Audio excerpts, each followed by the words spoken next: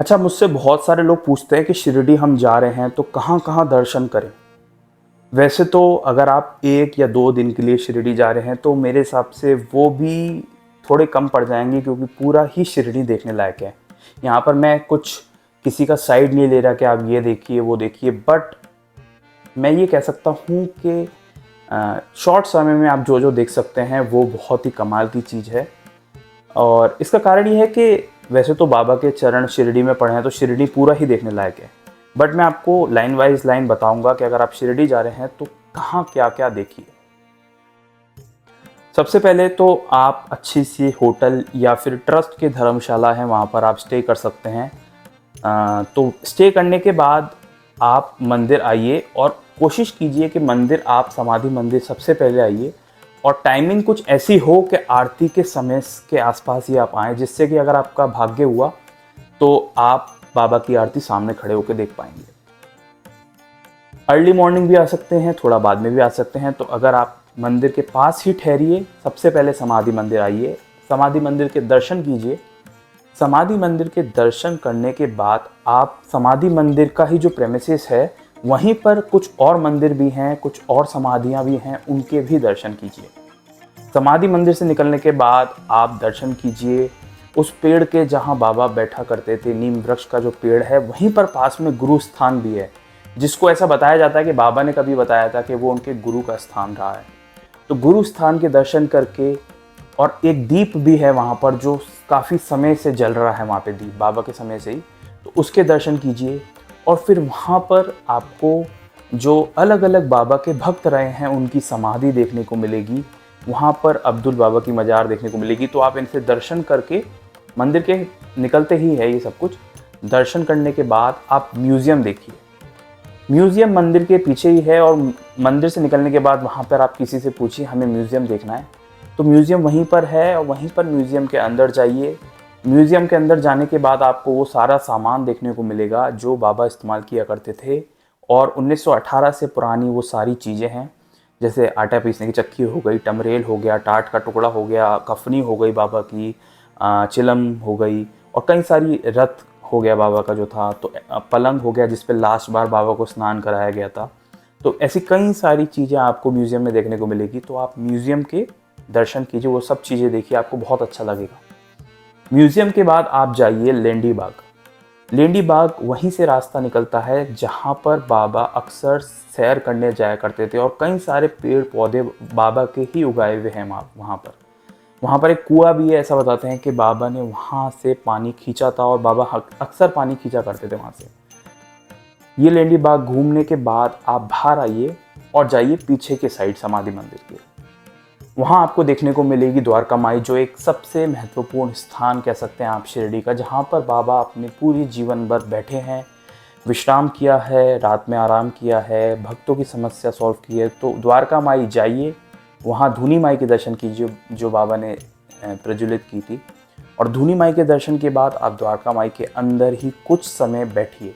ज़्यादा भीड़ होती है तो वो लोग भी इतना अलाउ नहीं करते हैं, बट अगर आप खाली जगह पर गए हैं, खाली समय पर गए हैं, तो आप वहाँ जाके थोड़ा सा देर 2 मिनट बैठने की कोशिश कीजिए, क्योंकि आपको बहुत अच्छी वाइब्रेशंस आएंगी।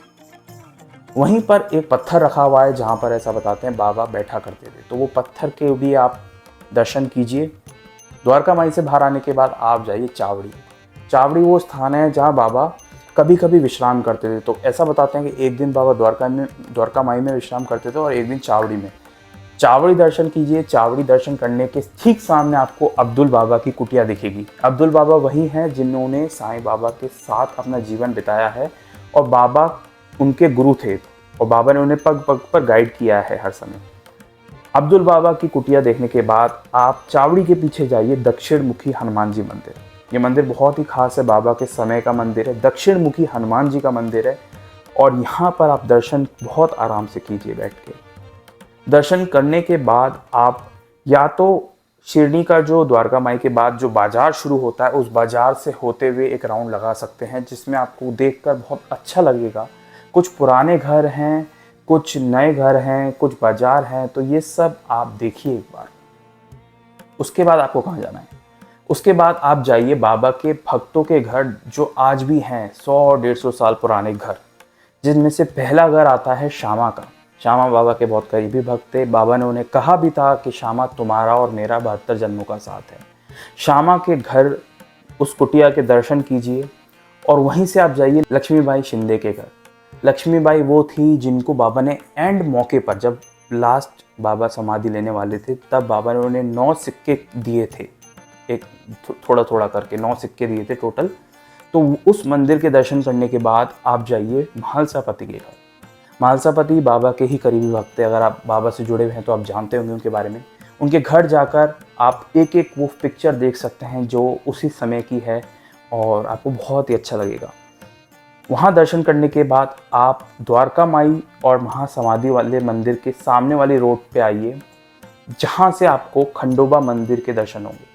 खंडोबा मंदिर वो है जहाँ बाबा सबसे पहली बार उतरे थे और महालसापति ने आओ साईं या साईं कह के उनका स्वागत किया था। वो दर्शन करने के बाद आप और भी पुराने घर हैं भक्तों के, वहाँ भी जा सकते हैं। या एक थीम पार्क बनाया गया है शिरडी में आजकल, जहाँ पर ऐसा बताते हैं बाबा का जो शिरडी था उस समय में वो कैसा था। तो वो पूरी एक झांकियाँ बनाई गई हैं, तो आप उनको जाकर देख सकते हैं। आपको वही फीलिंग आएगी कि किसी ज़माने में शिरडी कैसा दिखता था। वो दर्शन करने के बाद या वो झांकियाँ देखने के बाद आप लौट के आइए और एक साईं बाबा का पार्क है, जिसमें आपको वीडियो में दिख रहा होगा, जहाँ पर एक स्टैचू बनाया गया है जो बाबा पानी देते हुए बनाए गए हैं। और रात के समय यहाँ की लाइटिंग बहुत ही देखने लायक होती है। तो अगर आप थक गए हैं दिन भर घूमते घूमते, तो द्वारका माई और जो समाधि मंदिर है वो इस पार्क से दिखता है। इस पार्क के अंदर आके बैठिए रात के समय, शाम से ये पार्क ओपन हो जाता है, तो वहाँ आके बैठिए, लाइटिंग देखिए, आसपास जो भी आपके खाने के होटल्स और फास्ट फूड के स्ट्रीट फूड है वो सब मिलेगा आपको। आराम से उस हवा को फील कीजिए। 50-60 साल पुराना यहाँ पर एक पीपल का पेड़ भी है और बहुत अच्छा लगेगा आपको यहाँ बैठकर। तो ये मैंने बहुत शॉर्ट में बताया। आप बाद में शनि शिंगणापुर भी जा सकते हैं और ज़रूर जाइएगा। और भी भक्तों के घर है, उनको भी देख सकते हैं। बट एक छोटा सा डिस्क्रिप्शन मैंने देना चाहा था, जो आप लोग पूछते हैं, तो उसके लिए ये इनफ होगा। उम्मीद है आपको मेरे साथ सुनकर शेयर कर अच्छा लगा होगा शिरडी।